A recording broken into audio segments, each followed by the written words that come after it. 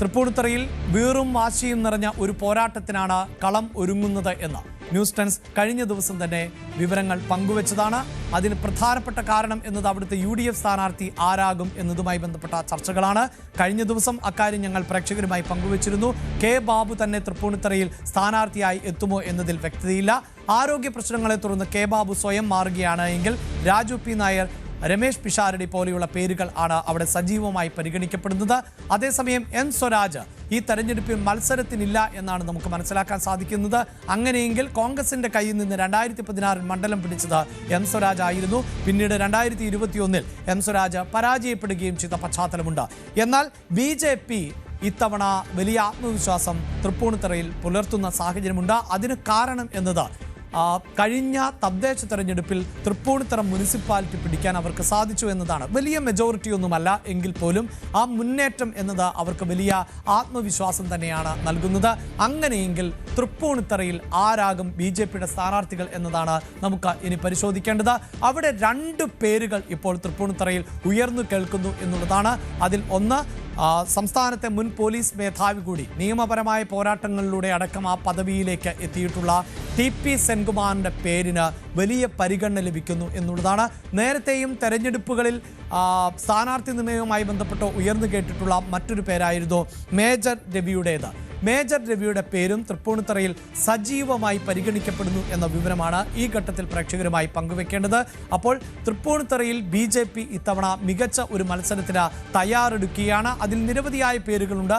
ആ പേരുകളിൽ 2 പേരുകൾ TP സെൻകുമാറിൻ്റെതും മേജർ രവിയുടേതും എന്നത് തന്നെയാണ് നമുക്ക് പ്രേക്ഷകരുമായി ആദ്യം തന്നെ വിവരങ്ങൾ പങ്കുവെക്കാനുള്ളത്. അതിൽ തന്നെ നമ്മൾ TP സെൻകുമാറിൻ്റെ പേര് എന്തുകൊണ്ട് പരിഗണിക്കുന്നു എന്നതിൻ്റെ വിശദാംശങ്ങളിലേക്ക് ആദ്യം പോകുന്നു.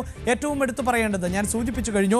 അതായത് സംസ്ഥാന സർക്കാരുമായുള്ള ഏറ്റുമുട്ടലുകളും നിയമപ്രശ്നങ്ങളും ഒക്കെ നേരിട്ടിട്ടുള്ള ആ നിയമ പോരാട്ടങ്ങളിൽ വിജയിച്ചിട്ടുള്ള ഒരു പോലീസ് ഉദ്യോഗസ്ഥൻ കൂടിയാണ് മുൻ സംസ്ഥാന പോലീസ് മേധാവി DGP കൂടിയായിരുന്ന TP സെൻകുമാർ എന്നതാണ്. സംസ്ഥാനത്തെ നിരവധിയായി ശ്രീലേഖ IPSനെ പോലെയൊക്കെയുള്ള ഉന്നത പോലീസ് ഉദ്യോഗസ്ഥർ BJPയുടെ ഭാഗമായത് നമുക്ക് അറിയാവുന്നതാണ്. അങ്ങനെ BJPയുടെ ഭാഗമായിട്ടുള്ള മറ്റൊരു ഉന്നത ഉദ്യോഗസ്ഥൻ കൂടിയാണ് TP സെൻകുമാർ.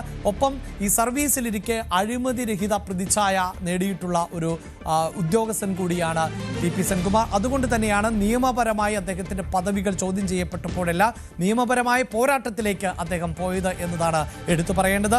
മികച്ച സേവനത്തിന് രാഷ്ട്രപതിയുടെ മെഡൽ നേടിയിട്ടുള്ള ആൾ കൂടിയാണ് സെൻകുമാർ എന്നതും എടുത്തു പറയേണ്ടതാണ്. ഇങ്ങനെയുള്ള പശ്ചാത്തലം മാത്രമല്ല, പൊതുസ്വീകാര്യൻ എന്ന നിലയിൽ കൂടി TP സെൻകുമാറിനുള്ള സാധ്യത വർദ്ധിക്കുന്നുണ്ട്. ഒപ്പം സാമൂഹികമായ ഇടപെടലുകൾ പലപ്പോഴായി TP സെൻകുമാറിൻ്റെ ഭാഗത്ത് നിന്ന് ഉണ്ടായിട്ടുണ്ട് എന്നതും മനസ്സിലാക്കേണ്ടതാണ്. പൊതുവിൽ BJP ഈ തെരഞ്ഞെടുപ്പിൽ ഭൂരിപക്ഷ സമുദായങ്ങളെ ഒരുമിപ്പിച്ച് നിർത്തുവാനുള്ള ശ്രമവും അതിലൂടെ മാത്രമാണ് വിജയിക്കുക എന്നൊരു സാധ്യതയും മുന്നിൽ കാണുന്നുണ്ട്. ഈ ക്രൈസ്തവ വിഭാഗങ്ങളെ അടക്കം ചേർത്ത് നിർത്താൻ മത മേലധ്യക്ഷന്മാരുമായി കൂടിക്കാഴ്ചകളൊക്കെ നടത്തുമ്പോൾ പോലും അത് പരാജയപ്പെട്ടു പോയി എന്ന ഒരു നിരീക്ഷണം BJPക്കുണ്ട് എന്നാണ് നമുക്ക് മനസ്സിലാക്കാൻ സാധിക്കുന്നത്. മുസ്ലിം ന്യൂനപക്ഷവും BJPയോട് അടുക്കാത്ത ഒരു പശ്ചാത്തലത്തിൽ ഭൂരിപക്ഷ സമുദായത്തെ ഒരുമിപ്പിച്ച് നിർത്തുക. അപ്പോൾ ഹൈന്ദവ വോട്ടുകൾ പല വിഷയങ്ങളിലും അത്തരം ഹൈന്ദവ അനുകൂല നിലപാടുകൾ സ്വീകരിക്കുന്ന അല്ലെങ്കിൽ ഹൈന്ദവർക്ക് നേരെയുണ്ടാകുന്ന ആക്രമണങ്ങൾ, വിമർശനങ്ങൾ അതിൽ തൻ്റെ നിലപാട് പലപ്പോഴായി വ്യക്തമാക്കിയിട്ടുള്ള ആൾ കൂടിയാണ് TP സെൻകുമാർ. അതുകൊണ്ട് തന്നെയാണ് TP സെൻകുമാറിനുള്ള സാധ്യത വർദ്ധിക്കുന്നത്. നമ്മൾ മേജർ രവിയുടെ സാധ്യതയിലേക്ക് പോകുന്നതിന് മുമ്പ് എന്തുകൊണ്ട് TP സെൻകുമാറിനെ തൃപ്പൂണിത്തുറയിൽ പരിഗണിക്കുന്നു എന്നതിൻ്റെ വിശദാംശങ്ങളിലേക്കാണ് പോകുന്നത്. അത് ഡാനി പോൾ ആണ് വാർത്തയുടെ വിശദാംശങ്ങളുമായി ചേരുന്നത്. ഡാനി, തൃപ്പൂണിത്തുറയിൽ ഇത്തവണ വീറും വാശിയും നിറഞ്ഞൊരു പോരാട്ടത്തിന് കളമൊരുങ്ങും എന്ന് തന്നെയാണ് പ്രതീക്ഷിക്കേണ്ടത്. അവിടെ UDFൻ്റെ പേരുകൾ നമ്മൾ കഴിഞ്ഞ ദിവസം പങ്കുവച്ചതാണ്. LDF സ്ഥാനാർത്ഥിയായ ആര് വരും, മുൻ മേയർ വരുമോ എന്നതിലൊക്കെ സാധ്യതകൾ തള്ളിക്കളയാനാകില്ല. എങ്കിലും ഒരു മികച്ച മത്സരം ഇത്തവണ മുന്നോട്ട് വയ്ക്കും BJP എന്നല്ല മനസ്സിലാക്കേണ്ടത്. അവിടെ സെൻകുമാർ എന്ന പേര് ചർച്ച ചെയ്യപ്പെടുന്ന ഒരു പശ്ചാത്തലം എന്താണ്?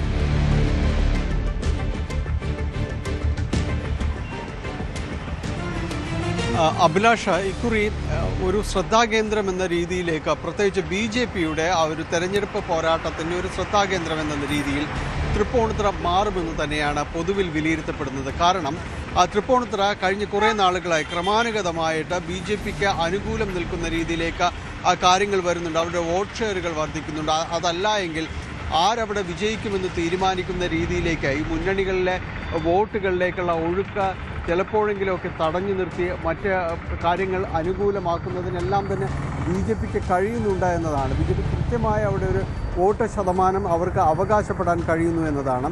അതിലേറ്റവും പ്രധാനപ്പെട്ട ഒരു തെളിവ്, ഏറ്റവും പുതുതമായ ഒരു വസ്തുത എന്ന് പറയുന്നത് നഗരസഭാ ഭരണം തന്നെയാണ്. തൃപ്പൂണിത്തുറ നഗരസഭാ ഭരണം ഇത്തവണ മികച്ച രീതിയിൽ തന്നെ അവിടെ നേട്ടത്തിലേക്ക് വരാനായിട്ട് ബി ജെ പിക്ക് കഴിഞ്ഞിട്ടുണ്ട്. ബി ജെ പി അവിടെ ഒരു വലിയ ശക്തിയായി മാറിയെന്ന്, വലിയ ഭൂരിപക്ഷത്തിലേക്ക് വന്നില്ലെങ്കിലും ഒരു ശക്തിയാണ് എന്ന രീതിയിലേക്ക് തെളിയിക്കാനെല്ലാം തന്നെ ബി ജെ പിക്ക് അവിടെ സാധിച്ചിട്ടുണ്ട് എന്നതാണ്. ഭരണം പിടിച്ചെടുത്തുകൊണ്ട് ആ രീതിയിലേക്ക് വരുന്നു. കഴിഞ്ഞ തവണ അവിടെ പ്രതിപക്ഷത്തായിരുന്നു, ഇപ്പോഴത് ഭരണത്തിലേക്കടക്കം നീങ്ങുകയും ചെയ്യുന്ന ഒരു അനുകൂലമായൊരു സാഹചര്യം അവിടെയുണ്ട് എന്നതൊരു വസ്തുത തന്നെയാണ്. ഇവിടേക്കാണ് മികച്ച സ്ഥാനാർത്ഥിയെ കിട്ടിയാൽ അവിടെ അത്ഭുതങ്ങൾ ഉണ്ടാക്കാമെന്ന ഒരു പ്രതീക്ഷ ബി ജെ പിയിലേക്കും വളരുന്നത്. അവിടെയാണ് ടി.പി. സെൻകുമാർ എന്ന പേരിന് വലിയ രീതിയിൽ അവിടെ ഒരു പ്രചാരം ലഭിക്കുന്നുണ്ട്. നേരത്തെ അഭിലാഷ് സൂചിപ്പിച്ചതുപോലെ അദ്ദേഹത്തിന് ഒരു അഴിമതിരഹിത ഒരു പ്രതിച്ഛായ സൃഷ്ടിക്കാനായിട്ട് കഴിഞ്ഞു. ഒപ്പം തന്നെയും അവിടെ ഈ സർക്കാർ ഇപ്പോൾ നടത്തുന്ന പല കാര്യങ്ങൾ അതിനെ ചോദ്യം ചെയ്തുകൊണ്ട്, അല്ലെങ്കിൽ ഈ സാമൂഹികമായ പല വിഷയങ്ങളിലും ഇടപെട്ടുകൊണ്ട്, ചോദ്യങ്ങൾ ഉന്നയിച്ചുകൊണ്ട്, ചില വേളകളിൽ ബി ജെ പിയെ പോലും അവരെ ഒരു തിരുത്തൽ ശക്തി എന്ന രീതിയിൽ തന്നെ അടയാളപ്പെടുത്തുന്ന രീതിയിലേക്ക് ചില ചോദ്യങ്ങൾ അദ്ദേഹം ചോദിക്കുകയും ചെയ്തിട്ടുണ്ട്. പ്രത്യേകിച്ച് സഹോദരൻ അയ്യപ്പൻ്റെ വാർഷികാചാരണവുമായി ബന്ധപ്പെട്ട കാര്യങ്ങളിലെല്ലാം തന്നെ അദ്ദേഹത്തിൻ്റെ നിലപാടുകൾ സുവ്യക്തമായിരുന്നു, വളരെ പ്രസക്തമായിരുന്നു. അത്തരം കാര്യങ്ങളെല്ലാം തന്നെ അദ്ദേഹത്തിൻ്റെ ചോദ്യങ്ങളെല്ലാം തന്നെ. അങ്ങനെ ബി ജെ പിക്ക് വളരെയധികം വളക്കൂറുള്ള ഒരിടത്ത് സെൻകുമാറിനെ പോലുള്ള കടന്നു വരികയാണെങ്കിൽ അത് കൂടുതൽ സ്വീകാര്യത പാർട്ടിക്ക് ലഭിക്കും. പ്രത്യേകിച്ച് നിഷ്പക്ഷമായി നിൽക്കുന്ന പല വോട്ടുകളുമുണ്ട്. അങ്ങനെ ചിന്തിക്കുന്ന പലരുടെയും ഇടം കൂടിയാണ് തൃപ്പൂണിത്തുറ എന്ന് പറയുന്നത്. കാരണം ഒരു പാർട്ടിക്കും വ്യക്തമായ രീതിയിലേക്ക് സ്വാധീനം അവകാശപ്പെടാനില്ലാത്ത രീതിയിൽ ഇടത് വലത് മുന്നണികൾക്ക് കഴിഞ്ഞ തവണ മാറി മാറി നിൽക്കുന്ന ഒരു അവസ്ഥയിലേക്കെല്ലാം തന്നെ മാറുകയാണ് തൃപ്പൂണിത്തുറ എന്ന് പറയുന്നത്. അവിടേക്ക് ബി ജെ പി തങ്ങളുടെ കേഡർ വോട്ടുകളടക്കം ഉറപ്പിച്ചു നിർത്തിക്കൊണ്ട് നിഷ്പക്ഷ വോട്ടുകളിലേക്ക് കൂടി കണ്ണയക്കുകയാണെങ്കിൽ അവിടെ സെൻകുമാറിന് വലിയൊരിടം ബാക്കി നിൽക്കുന്നുണ്ട്. അദ്ദേഹത്തിൻ്റെ ഈ സർവീസ് കാല പോരാട്ടങ്ങളും ഒപ്പം തന്നെയും ബി ജെ പിയെ ഒരു ചിന്തകൻ എന്ന രീതിയിലെല്ലാം തന്നെ ഇത് മാറ്റിയെടുക്കുന്നതിലെല്ലാം അദ്ദേഹത്തിന് കഴിഞ്ഞിട്ടുണ്ട്. നേരത്തെ പലതവണ അദ്ദേഹത്തിൻ്റെ പേരുകൾ ചർച്ച ചെയ്യപ്പെട്ടതാണ്. ലോക്സഭാ തെരഞ്ഞെടുപ്പ് കാലത്ത് പ്രത്യേകിച്ചും ചർച്ച ചെയ്യപ്പെട്ടതാണ്. പക്ഷെ അപ്പോഴൊന്നും അദ്ദേഹം വഴങ്ങുന്നില്ല, മാറി നിൽക്കുകയായിരുന്നു. ഒരു നിർണായക പോരാട്ടത്തിൽ അദ്ദേഹം ബി ജെ പിക്ക് വേണ്ടി കളത്തിലിറങ്ങുകയാണെങ്കിൽ തൃപ്പൂണിത്തുറ ഒരുപക്ഷെ അനുകൂലമായ ഒരു തരംഗത്തിലേക്ക് കൊണ്ടുവരാൻ അദ്ദേഹത്തിന് കഴിയുമെന്ന് തന്നെയാണ് പരക്കെ വിലയിരുത്തുന്നത്.